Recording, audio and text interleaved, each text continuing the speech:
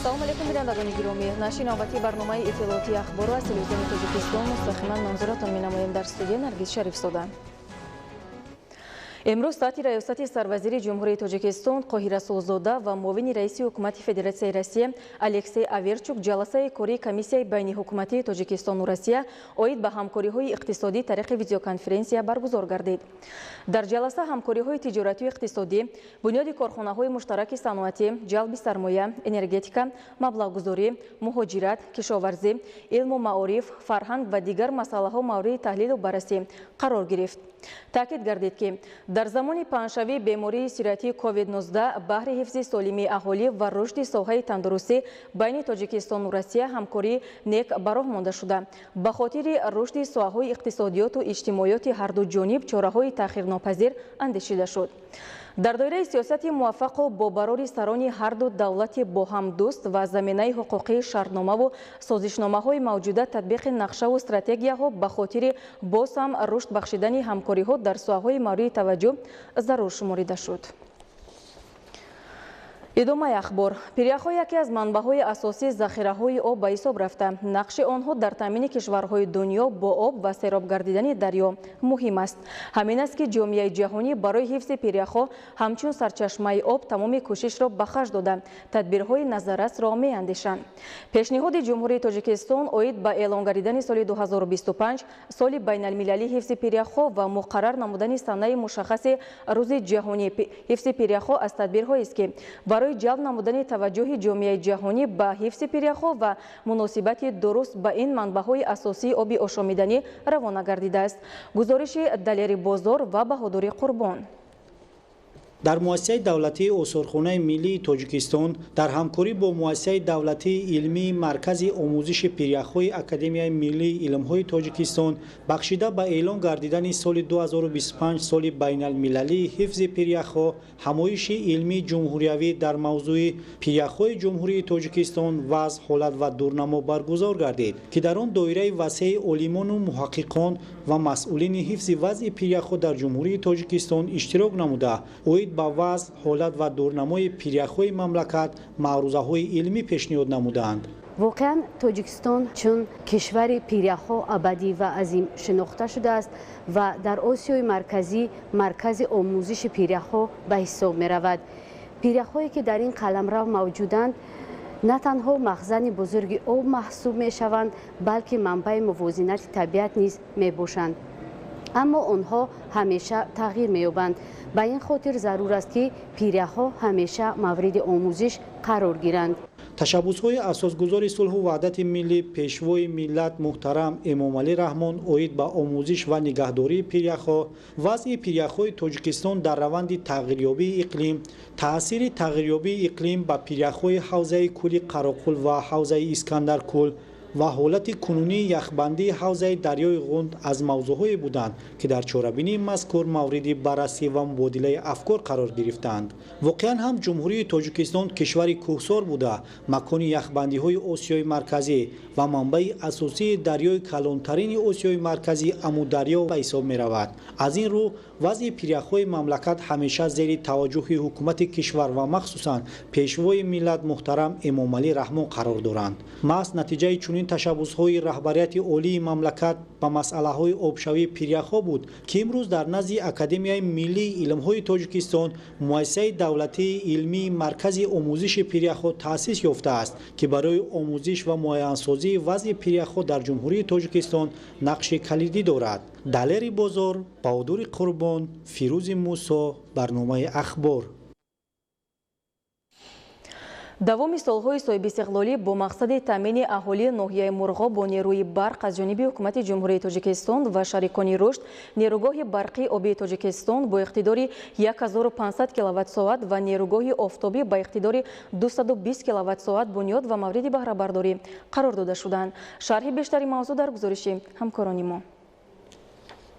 در دایره رسیدن به یکی از هدف‌های استراتژیکی دولت و حکومت جمهوری تاجیکستان استقلالیت کامل انرژتیکی در ناحیه مرغاب ولایت مختار کوهستان بدخشان نیروی آبی برقی تاجیکستان با اقتدار 1500 کیلووات و نیروی آفتابی 220 کیلووات بنیاد و مورد بهره برداری قرار داده شدند که در تامین اهالی ناحیه و جماعت‌های دهاتی آن با نیروی برق سهم نظر است گذاشته ایستادند. از روی اطلاع مسئولین نیروی برقی آبی تاجیکستان شرایط اقلیم ناحیه مرغاب به تامین ساکنان ناحیه با قوه برق در فصل زمستان با مشکلی صورت میگیرد، زیرا عین زمان حرارت هوا در جماعت‌های دهاتی ناحیه مرغاب از 40 تا 45 درجه خنک بوده. آن در بسیار موردها به نارسایی آب در آب انبارهای نیروگاه زمینه اساسی میگذارد. خوشبختانه نیروگاه برقی آفتابی داریم که اگر هوا صاف باشد روزانه تا 150 کیلووات ساعت میتونیم از او برق گیریم که این برای ما امکان میدهد که آب را ذخیره کرده در یک شبانه روز اهالی ناحیه مرغاب را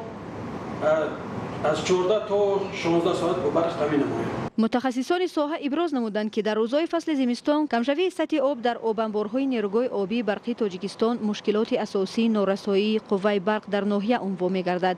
جهت تامین جماعت‌های دهات ناحیه با قوه برق سال 2020 در ناحیه نیروگاه آفتابی وصل و نصب گردید که در روزهای گرم زمستان امکانیت دارد نزدیک 200 کیلووات نیروی برق را استحصال نموده به تامین اهالی و ساکنان جماعت‌های دهات از 12 تا 14 ساعت با قوه برق مساعدت نماید. نیروگاه برقی تاجیکستان ساکنان مرکز ناحیه و جماعت دهات بی‌ریبت را با قوه برق در دوره تابستان پرراه و در دوره زمستان قسما تامین می‌نماید. مسئولین نیروگاه آبی برقی تاجیکستان با مقصد تامین اهالی ناحیه و مشتریان در فصل زمستان با نیروی برق پیوسته زیرایستگاه‌ها و دیگر تجهیزات‌های قوه‌دهی را تعمیر و از نوسازی نموده از امکانیت‌های موجوده ثمرناک استفاده نمایند.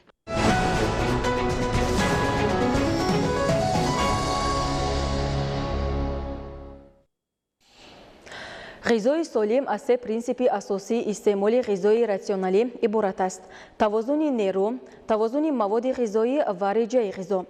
در حالت رعایت نگردیدن این سه پرینسیپ انسان میتواند به بیماری‌های گوناگون گرفتار شود. استعمال میوه و سبزیجات عامل خوب پیشگیری بیماری‌های معده و روده، دل و رگ‌های خونگرد، فربهی، دیابت قند و سرطان میباشند. زلفیه رحیم‌زاده اوید به مقدار غذای سالم گزارش می‌دهد.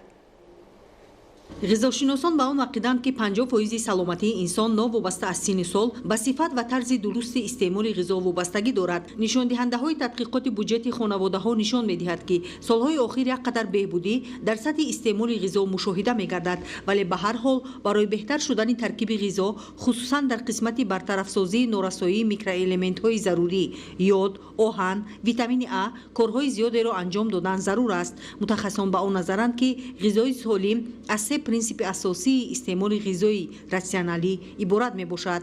یکم این توازن نیرو. هر قدر نیرویی که انسان در یک روز با غذا استعمال میکند باید که همان قدر غذای صرف شده را تامین سازد. دوم توازن مواد غذایی، یعنی توازن سفیده، چربو، کربوهیدرات ها، ویتامین ها، عنصر ها. هر قدری که انسان هنگام کار و فعالیت صرف میکند باید همون قدر غذا در مدت شبانه روز همون قدر مواد گیرد. غذا این در شکل لقمه نه، غذا در شکل مواد غذایی نقش اساسی را برای سلامتی ما مواد غذایی اجرا میکند. و سوم رژه غذا. در چاش باید که ما تا 25 بگذار تا 30% غذای روزانه استعمال کنیم، امروزی تا 45-50% استعمال کنیم. بگاهی ما باید همگی 10-15% غذای روزانه را استعمال کنیم. امروزها در مملکت مرکز جمهوری غذا فعالیت می نماید، ولی تحلیل ها معین نمودند که در سمت غذاشناسی متخصصان کسبی قریب که وجود ندارند. از این رو تیار نمودن متخصصان در این سمت مسئله مهمی حل طلب مرکزهای علمی به حساب می رود. برای این باید که مرکزهای علمی از جمله پژوهشگاه‌های دولتی غذا، مرکزهای علمی وزارت تندرستی و حفظ اجتماعی جمهوری تاجیکستان باید کارهای نهایت مهم را به انجام رسانند. استعمال خوراک نهایت گرم و خنک به فعالیت هاضمه تاثیر منفی رسانیده باعث پیدایش بیماری‌های التهابی می‌گردد. غذاگیری بگاه باید 2-3 ساعت پیش از خواب باشد. پیش از خود می توانیم یک استکان جرغات برای بیفیدوباکتریاهایی که و لکتوباکتریاهایی که در ترکیب مواد شیری هست برای بهتر کردن کاری روده ها و تنظیم آوردن فلورا. سحر میتونید شما در اصل غذاهایی که از محصولات شیری از دانگی ها، زراعت ها، از مرجمک، از برنج، جوی روسی، بعضی میوه هایی هست که میتونید تا غذا استعمال کنید، بعضی میوه هایی هست که فقط بعد غذا باید آمیخته، سفیده، چربو، کربوهیدرات در آمیخته اگر ما استعمال کنیم این برای انسان فایده داره. یکی برای ما بنیه را هم به سفیده و چربو و کربوهیدرات و هم ویتامین ها باید ما یگان غذا را به سبزیجات و میوه استعمال نکنیم. استراتژی ملی جمهوری تاجیکستان برای دوره تا سال 2030 برمی‌آید که تامین نمودن امنیت عضوقواری که هدف استراتژی مملکت است در دوره‌های من بعد صفت نو را کسب کرده تطبیق آن امکان فراهم می‌آورد تا اهالی مملکت به غذای خوش‌صفت دسترسی پیدا نمایند. در جماعت دهات مهنت‌آباد ناحیه میر سعید علی حمدانی امسال کشاورزان موافق دورنمایی دارند که در میدان 2130 گکتار کشت چگید، 122 گکتار سبزیجات و 10 گکتار کشت اساسی شالی گذرانند. در دهات مذکور کارهای آمادگی به معرکه کشت و کار بهاری ادامه داشته در دایره این تدبیر کشاورزان بعد تعمیر تکنیکای ساحوی را به خط تیار گذاشتند. ادامه موضوع در گزارش سید جعفر محمدعلی و خورشید نادرخان.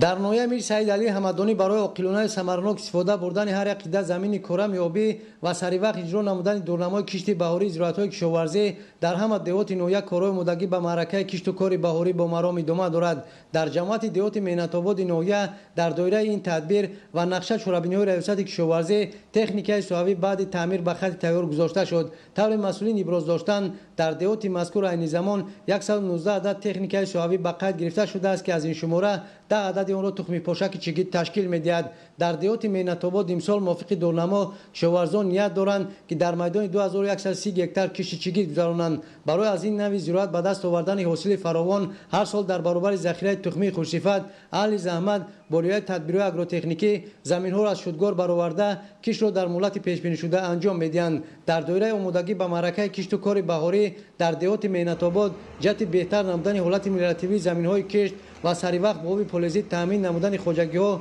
از جانب اداره دولتی بهداشت زمین و آبیاری ناحیه تازه کردن زبر و زکش‌ها و کانال‌های داخل خواجگی علاوه به نقشه براق مانده شده است. طور در ملاقات با کشاورزان دهات ذکر شد امسال دهقانان در برابر چگید نیت دارند که در میدان 122 گکتار کشت سبزیجات و 10 گکتار کشت اساسی شالی گذرانند، زیرا از این نوع‌های زراعت نیز ساکنان دهات حاصل دلخواه به دست آورده فراوانی بازار استعمالی و احتیاجات خویش را با این نامگوی محصولات غذایی تامین می‌نمایند. با ابتکار مقامات اجرایی دولتی برای وسعت کارهای آمادگی به معرکه کشت و کار بهاری این تدبیر در هر یک جماعت دهات ناحیه راه‌اندازی کرده شده در اساس توصیه متخصصان تکنیک و ماشین‌آلات کشاورزی به کشت و کار آماده کرده می‌شود.